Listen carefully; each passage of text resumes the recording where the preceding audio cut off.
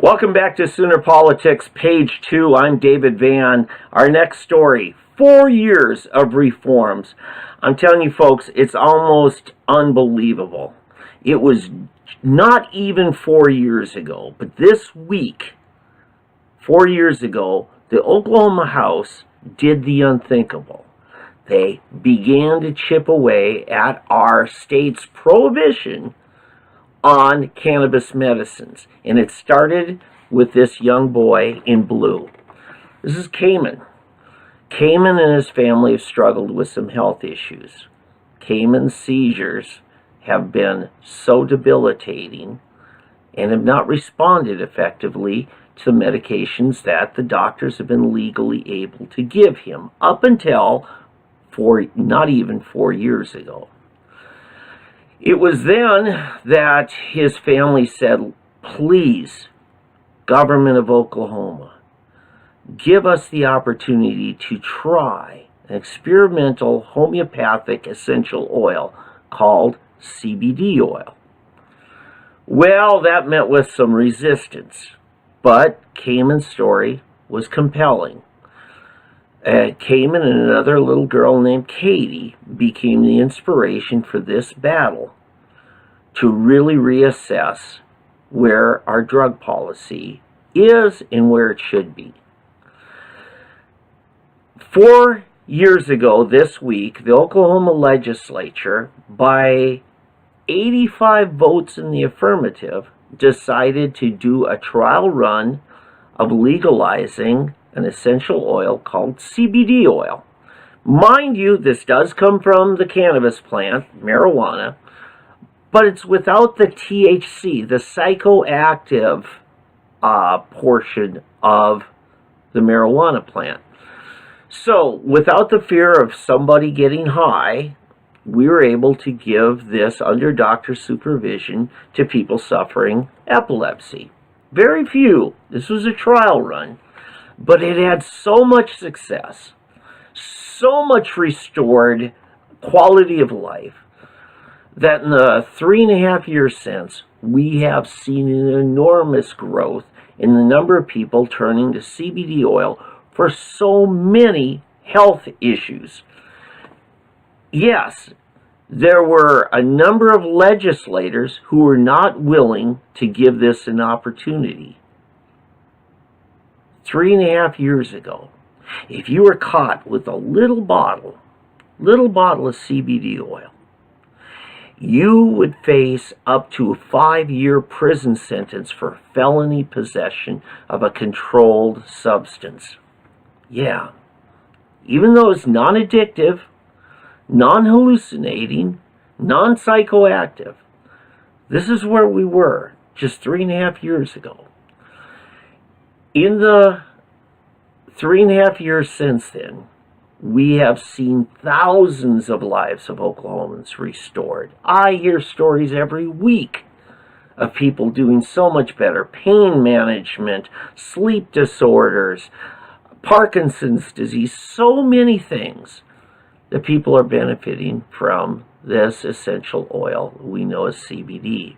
You see shops everywhere. You can buy it online. You can buy it in the big box stores.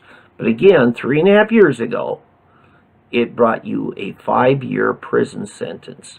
Moms trying to take care of their kids risk going to prison for 5 years because of our antiquated drug policy.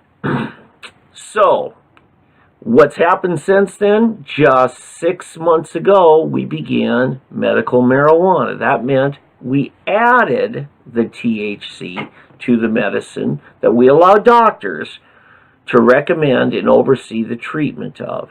And so these doctors are now giving this medicine to people, and there's more to the story. We'll talk about it when we come back after this with page 3. Let's talk about SoonerPolitics.org. Sooner Politics is a citizen journalism project that we started nearly 5 years ago. It was an effort for citizens like you and me to make sure the news was getting out there that maybe the commercial or professional media wasn't covering, or perhaps they were held hostage to an agenda that really wasn't in the best interest of you and me. So citizen journalism is an essential part of keeping our democracy. And it's in that effort that we boldly proclaim that the freedom of the press is important for all of us. It's not just for commercial media. It's the right of the individual to print, publish, and distribute his free speech. You and I are the press just as much as the commercial media is. We need a strong commercial media, we need a strong professional media, but we also need the ability for us citizens to communicate directly with each other. And SoonerPolitics.org is just one of the tools whereby dozens, literally dozens of Oklahoma bloggers work together to make sure in this cooperative effort that we are able to stay better informed. Be sure to go to SoonerPolitics.org. No subscription fee, no membership. We appreciate you supporting our sponsors. Welcome back to Sooner Politics Weekend Report. I'm David Van, and you're here for page 3. Our next story is 6 months of recovery. Do you know it's been 6 months since we began issuing medical marijuana cards to patients?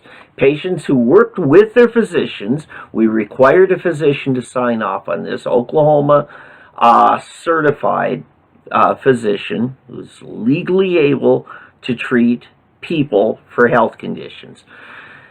So what's happened in the last 6 months? Well, the health department first tried to kill it with onerous restrictions that eventually the Attorney General had to step in and say, back off, you are setting us up for a huge lawsuits, class actions, civil rights lawsuits. We've got problems here, folks, and our health department became a big part of the problem. But here's what else they did. They did set up the Oklahoma Medical Marijuana Authority. Now, the Commissioner of Public Health, Tom Bates, told the legislature in early August that he projected maybe as much as 80,000 licenses to be issued. Well, guess what? Now, that's issued just in the first year, the first 12 months. We're halfway through, and we are on pace to blow that out of the water. Right now, we're issuing about 5,000 new licenses each week just for patients. That doesn't include all of the growers, all of the dispensers, all of the caregivers, all the product processors. And we're getting ready for more licenses to be issued for transport and other things, research, a number of things. So, at 5,000 a week, if we continue at this current clip, over the next 26 weeks, we're going to see an additional 130,000 licenses issued. Mind you, we are over 50,000 already, close to 60,000. By the time we're done, we expect, at this rate, to more than double what the health department thought we were going to see. We have collected well over $10 million in license fees from the people of Oklahoma. These license fees are just for the right to take the medicine or to grow it or dispense it or process it. All right? We put a huge tax on this. You know how we argued that the legislature is not showing good faith to the people by not giving the people a right to vote on tax increases? I mean, they've struggled over the last 5-6 years every which way they can to pass new taxes without bringing it to a vote of the people. But do you know what we did last summer? The people voted for a tax increase without any assistance of the legislature. Yes, the medical marijuana program is producing taxes at a significant clip. Now, the first month of reporting sales tax, we collected about $300,000 from dispensaries. This is just in January. Now, there's hardly any medicine available right now. We are not even ready for planting the biggest summer crop of medical marijuana in Oklahoma. Mind you, we cannot import legally. This has to be Oklahoma grown. This whole thing has to stay in Oklahoma in order to comply with law. As long as there's THC in it, it's a controlled substance. Okay, so let's move on to this. So what we've got happening here is not only a self-sustaining program, but one that's actually going to bring in extra money for the state. We're taxing it at somewhere around 16%, even though the people said no, we'll tax it at 7%. Our Oklahoma Tax Commission has decided to interpret things in a way that most voters would not. And so they decided, well, we think we're going to call that an excise tax, not a sales tax. That's 7% that we voted on last summer. And since it's subject to an excise tax, therefore, we decided it's subject to sales tax, even though it's medicine directed by a doctor. So we've got about 16-17% tax rate in most of the state of Oklahoma, depending on what your local taxes are. All right. Despite all that, we've got people now telling stories. I've got stacks of them. People that have written to the legislature, written to their dispensaries, sharing their stories. So Thursday night, I, as a member of National Alliance for Mental Illness, the Tulsa chapter, was part of a town hall for people who want to tell their story, particularly on mental health. You see the picture there. Eventually I was going to get to this picture. All right, thank you for being patient. The man on the left there in the dark blue suit is a young Navy veteran named Cody. Cody had severe PTSD when he was discharged with a disability from the Navy. Cody's family, after I think 3 hospitalizations, psychiatric hospitalizations, his family said, go to Colorado and let's try medical marijuana. So under proper supervision, he did. Cody showed us this big bag of pills. He had a Ziploc bag that was like, gallon size. And it was most of the way full with about, I forget how many he said, 900 and some pills, I think. And he said, this is what the VA gave me for a month's supply to take care, or to attempt to take care of my generalized anxiety disorder, depression, PTSD, agoraphobia. He listed a number of things. It's very complex. And then he showed us this tiny little vial, about an inch tall little glass thing. And he said, this is a little vial of oil that I use in a little personal vaporizer.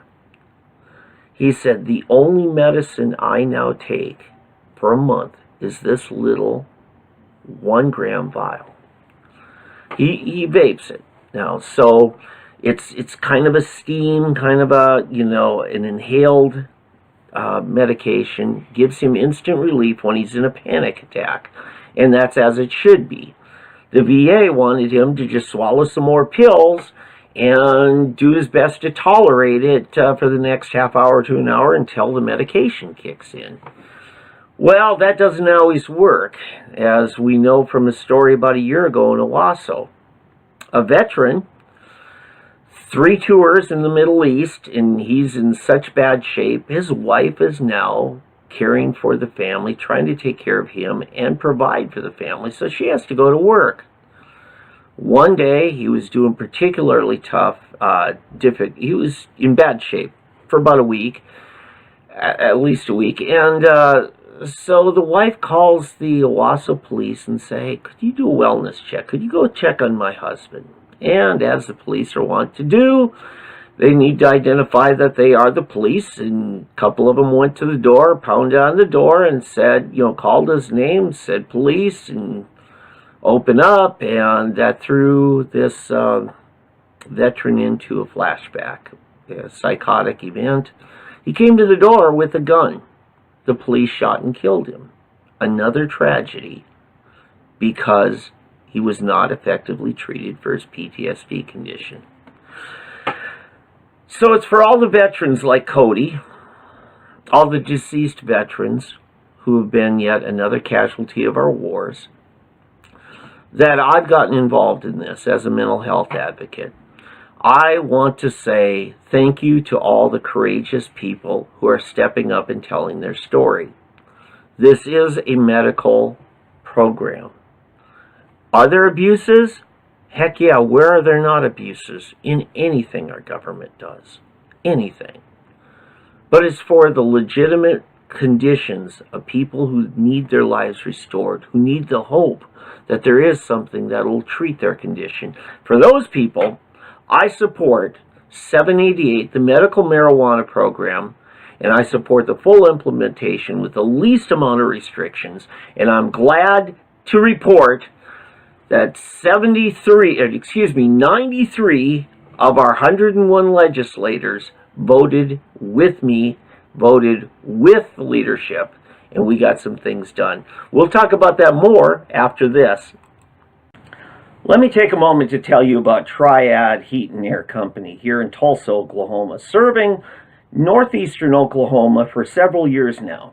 Ted Smith is a fine businessman who operates by the old-fashioned ethic of treating others the way you want to be treated. In fact, sometimes going beyond. Ted and Rhonda are some fantastic Oklahoma citizens and great neighbors to have here. Next time your family has a need, maybe the heater went out, maybe it'll be this summer before you need some help. Trust Triad Heat and Air. Trust Triad to keep your home as comfortable as can be. They're at 918-622-6000, Triad Heat and Air. Welcome back to page 4 of Sooner Politics Weekend Report. I'm David Van. Glad you're with me tonight. Yes, I teased it in our last segment, but medical marijuana gets 93% support in a House vote. This week, this in front is John Echols. He's the majority floor leader. He's having a great session, folks. He's become a champion of liberty in Oklahoma in a fantastic way. Over his right shoulder there is Scott Fettgatter. Scott is from Okmulgee. Let me tell you about Scott. Last summer, Scott voted no on medical marijuana. Scott had a lot of serious concerns about it. But it passed with 57% of the vote. Let me tell you what Scott did. Instead of complaining, subverting, trying to undermine it, Scott did everything he could to make it better and to make it accessible, make it workable. Some in our state government are doing everything they can to subvert it. And yes, I will start calling out names. I have in the past. I'll continue to do so. Some of them are facing felony indictments for some of the things they're doing. Some are yet to be named in indictments. But we expect those indictments to come. All right, getting back to these two fellas. They went to work this summer during a time of uproar in the state in the month of July. People were furious at our health department for blatant efforts to go beyond their constitutional powers in an attempt to try to kill the medical marijuana program before it even got off the ground. John Echols saw what was happening. So did Scott Fettgatter. Fettgatter put aside his personal opinions about should we, shouldn't we, was this a good idea, was it not? He said, let's work with it. So John Eccles called together an interim study. He got with Senator Greg McCourtney, and the two of them decided to co-chair a bicameral or joint interim study on medical marijuana. It took 13 weeks of testimony, hearings, questions, answers, research. John got with a number of people and he said, tell me, how would you fix what we've got right now? And I was one of those people who was invited to speak to this thing. And I really, I gave a little bit of feedback indirectly, but mostly I was not at the table writing this. But I support what John did to find a certain amount of consensus. And what John Eccles is doing is presenting the framework. What we've got right now is State Question 788. Some of it is vague. Some of it's incomplete. Some of it is barely workable. The health department has powers to write emergency rules. Those rules expire at the end of this summer. So we have to have a framework in place, a durable set of guidelines, statutes, if you will. And Representative Eccles and Representative Fettgatter have built a consensus and presented on the floor this week, just 2 days ago, the Medical Marijuana Unity Bill. Why is it called Unity? Because these are the things that the legislators, especially those in the interim study and in the committees that have looked at it, they say, yeah, we can live with this. That doesn't mean there aren't other bills. That doesn't mean there aren't further changes coming. But this is a core set of measures that will put in place something permanent that is sustainable, that's workable, and relatively honest, credible, and hopefully will be not abused very much. Again, anything the government does, you're going to see abuse. But we're here for the real patients, not the people that are just looking for a cheap ticket to a joyride. All right. So they brought it to the House. Representative Fettgatter was the floor sponsor. He presented it. We had about an hour of question and answer. Now, some of these questions, in fact, some of the people who did not vote for it, it wasn't because they wanted to make it illegal. It's because they thought that this bill was going to hamper it more than it should be. Democrat Representative Shane Stone was one of those. He really felt like we were putting too many restrictions in, and he felt like the voters of Oklahoma did not support it. He also felt like we ignored certain things that should have been in this bill. Well, I don't think Shane Stone or other people like him are all that disappointed. I think they know that more is coming. But when the vote came down, the vote was 93%. I talked to Representative Fettgatter later Thursday, and I think he was surprised. I'll let Scott speak for himself, but I think he was truly surprised that they got more than 90% of the vote. Now, remember we talked earlier in the segment this weekend about Katie and Cayman's law, when we passed a law for a trial medical program just for CBD, essential oils, for kids suffering debilitating seizures, multiple seizures a day. That only got, I think, 85 votes. 85.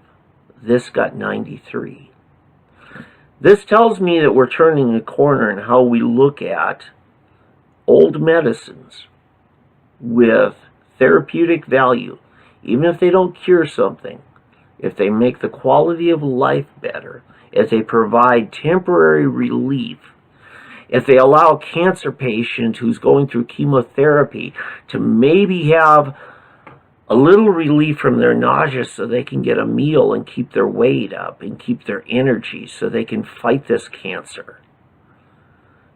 If it can help a kid with seizures, if it can help grandma with her severe arthritis so bad that the opiate medications quit working and she's tempted to take them in higher dose, and now she's addicted. We've got so many people addicted. If it helps the veterans with PTSD, if it can help the people suffering from glaucoma, there are so many things, and we're just scratching the surface. So, folks, I want to congratulate my fellow Oklahomans for the courage to question it. Did we go awry? Did we get off the path? I want to thank you for helping to correct something where we've gotten it wrong on our drug policy. And we'll be back with page 5. When's the last time you were in an old-fashioned carpenter shop? Well, it's been a while for me too. Let me tell you some of the quality you'll find when you go to thecarpentershop.net, serving Central Oklahoma. If you're sick of the cheap, junky, contractor-grade cabinetry that came with your home, or that maybe somebody just threw in on a cheap insurance disaster recovery project, next time you want good cabinets, the next time you want something that says something about the quality that you put in your home, contact thecarpentershop.net. Al and the team work with all the finest woods, all the finest finishes, and all the best designs, from traditional to contemporary. Thecarpentershop.net. Let them be your source the next time you want to make a better statement in improving your home. Carpentershop.net. Welcome to Sooner Politics Weekend Report. I'm David Van. We're glad to have you with us this weekend. Hope you're staying warm. It's been quite a February, hasn't it? Let's get right into our first story. Gun rights restored in Oklahoma. This has been a big week at the Capitol, and we're just going to scratch the surface of it tonight. Let's talk about our lead story. If you see the collection of lawmakers and lobbyists and activists here in the picture, you'll notice a young woman with a man standing behind her left shoulder. Well, the young woman is, of course, a freshman legislator, former legislative assistant. Her name is Denise Crosswhite-Hader. But it's the fellow over her left shoulder I want to talk about. That's Don Spencer. Don's having a bumper crop year of harvesting for hard work at the Capitol. Now, Don's not the only one working there, but he's written a lot of bills. He's gotten a lot of support from all of these lawmakers over the years. Some of these are current lawmakers, some are brand new, some of them have left public service, and but they've all had a hand in crafting our Oklahoma gun policy initiative. Now, what's happened this week? We basically got constitutional carry, sort of. If you notice the fellow way over there on your, I guess it'd be your right, Nathan Dahm, he actually authored a bill last year, Senate Bill, was it 1212, I think, or Senate Bill 12. Anyway, it last minute passed the House passed the Senate, went to the governor after they adjourned for the session, and the governor vetoed it. Well, it's back. Now, Senator Dahm's Senate bill did not actually get this quick action. It was actually the action in the House. Way in the back in the middle is the majority floor leader, John Eccles. And John worked really hard on this. He's got quite a bit of help from some of these other men in the picture, including Sean Roberts to his immediate right, your left, Sean there in the back, Tom Gann way over there on your left, was a part of it. A new guy right next to Tom in front there is Representative Jim Olson, and front and center there is Senator David Bullard. These are some of the people that pushed really hard on this, and they got it done. Governor Kevin Stitt signed his first legislation into law this week. It was this bill. Here's what it does. Whereas you used to need to go to classes all day long bring your own gun, bring your own ammunition, pass the class, get all the paperwork, then you go down to your sheriff, you pay him a bunch more money after you paid for the class money. Doesn't matter that your mom and dad, and grandpa and grandma already taught you how to shoot. That's not good enough, or wasn't good enough for the state. You had to go through this class.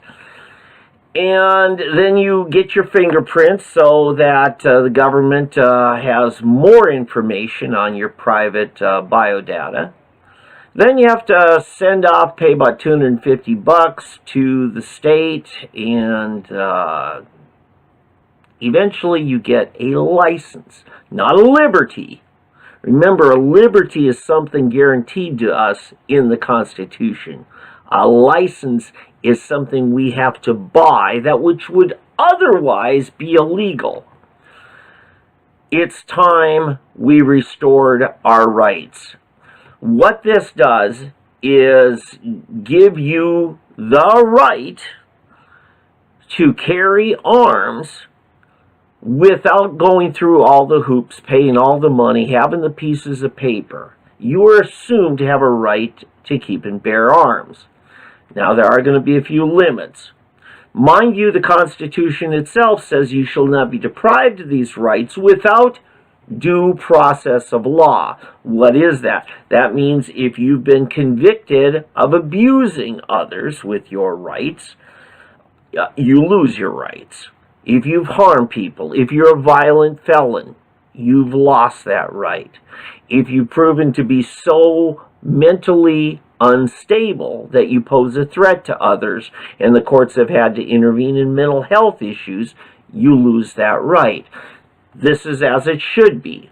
This right belongs to emancipated adults.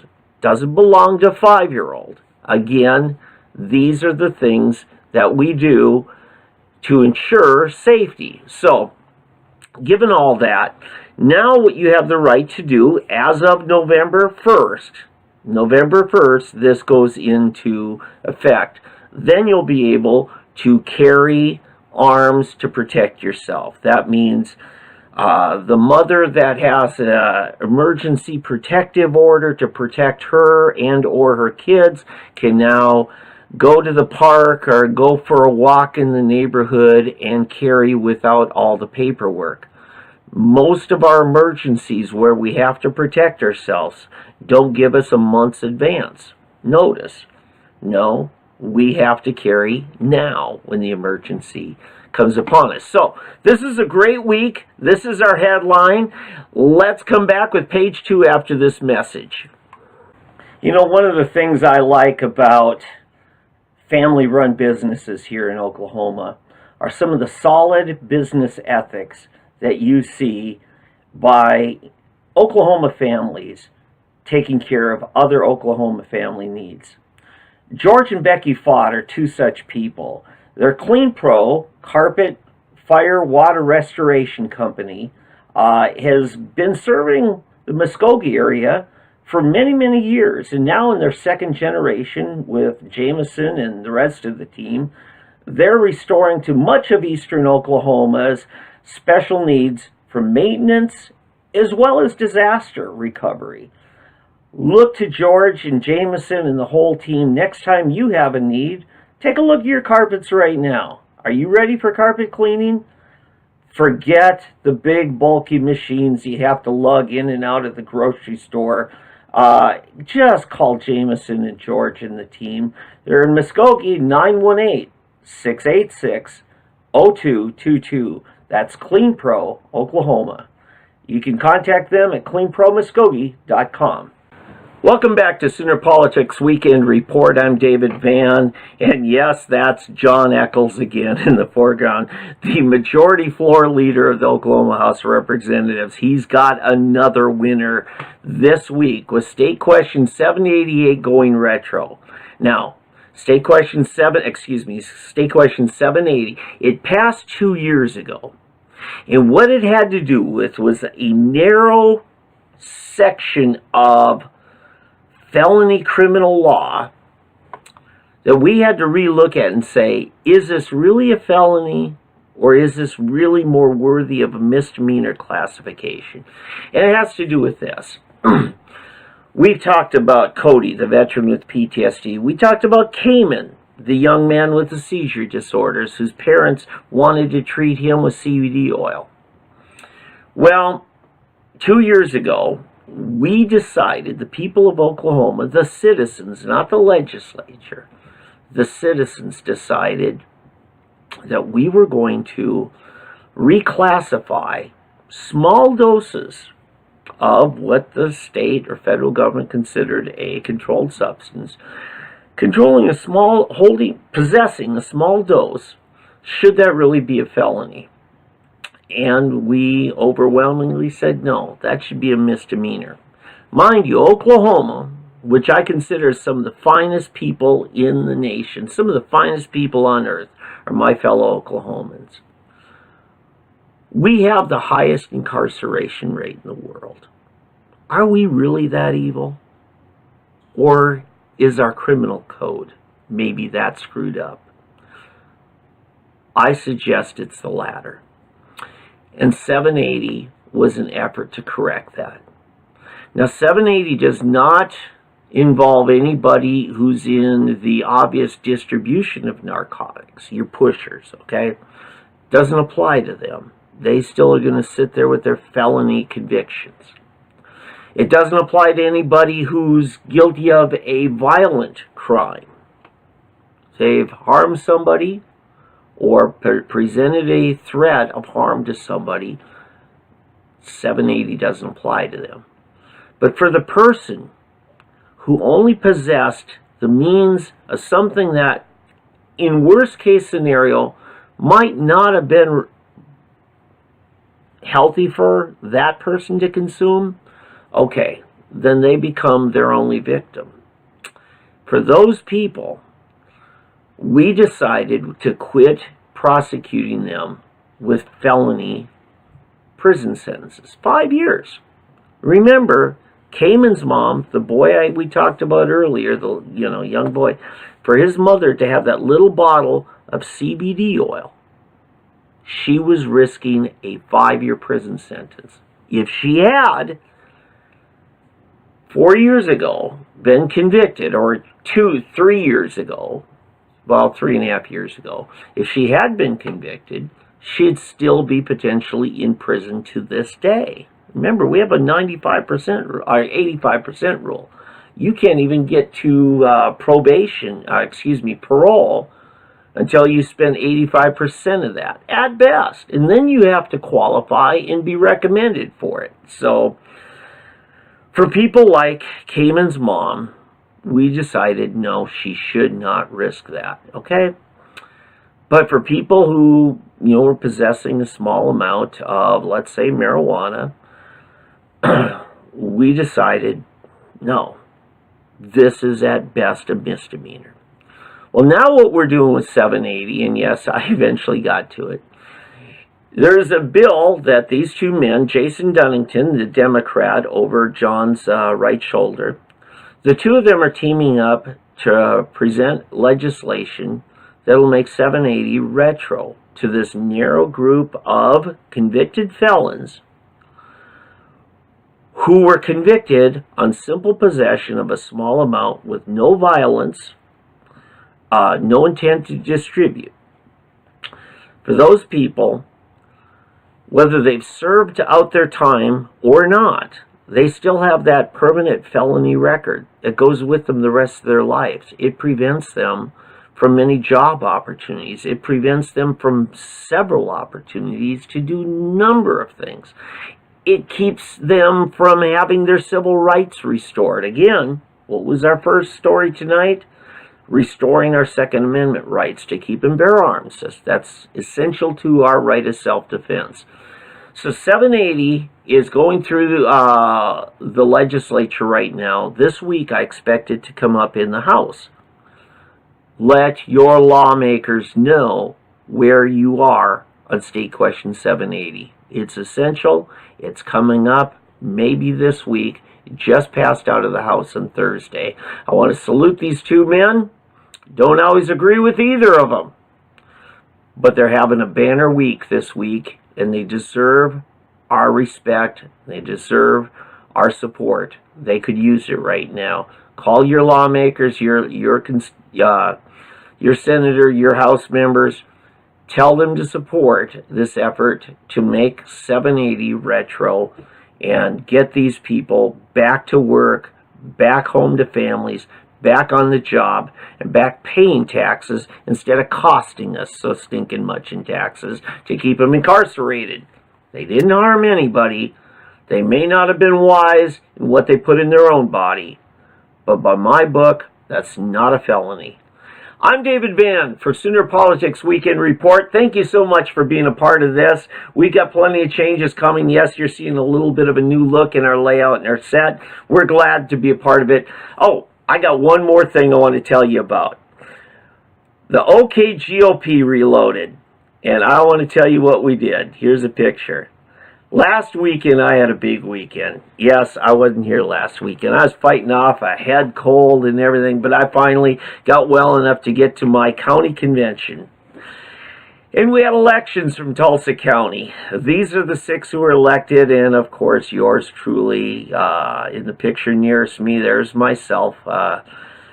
And my fellow county party officials. Your county Republican Party either has had their convention or is about to. I believe Cleveland County, Wagner County are holding theirs today as we speak. Next weekend, the Oklahoma County is having their convention. That's down there, Oklahoma City, and all the surrounding communities there in the county.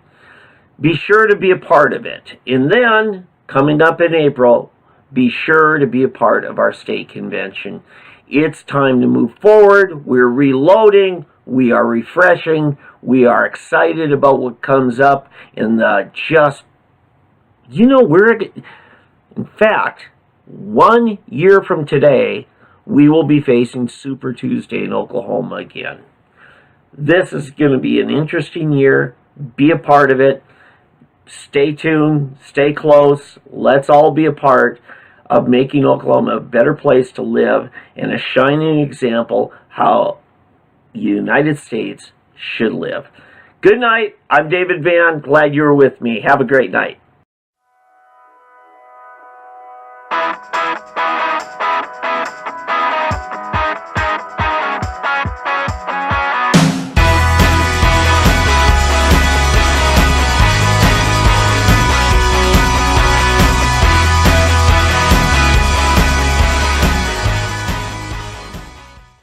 Do you ever get the sense that the business of staying healthy is sometimes being co-opted by major pharmaceutical corporations? Yeah, I do too. In fact, some of the best medicines are not the ones that have a patent exclusivity for one company. And New Wellness is one of those companies here in Oklahoma that is actually going back to rediscovering some of the old medicines, the homeopathics, the oils, the plant-based medicine.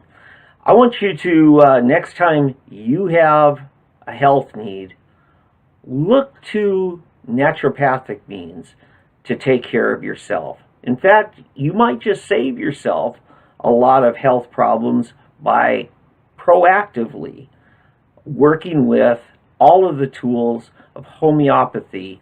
Go to newwellness.com. That's GNU wellness.com, 918-949-6699.